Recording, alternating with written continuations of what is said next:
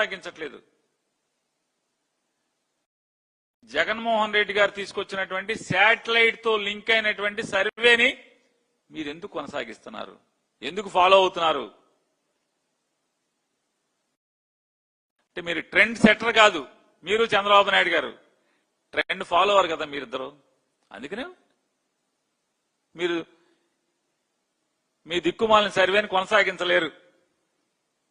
Revenue minister గారు నేను గట్టిగా ఛాలెంజ్ చేస్తున్నా, నిజంగానే మీరే సర్వే మొదలెట్టా అని చెప్తే 2018లో మీరు ఏ సిస్టమ్ అయితే మీరు మొదలుపెట్టా అని చెప్తున్నారో దాన్ని ఎందుకు ఇవాళ కొనసాగించట్లేదు అంటున్నా. టోటల్ స్టేషన్ లో లోకల్ కోఆర్డినేట్స్ వస్తాయి, సర్వేలో టోటల్ స్టేషన్ సర్వే ఉంటుంది. టోటల్ స్టేషన్ సర్వేలో టోటల్ స్టేషన్ ఎక్కడన్నా పెడితే దాన్ని బేస్ గా తీసుకుంటే దాని నుంచి కోఆర్డినేట్స్ వస్తాయి, దాని నుంచి వెళ్తారు. దాన్ని ఎందుకు మీరు చేయరు?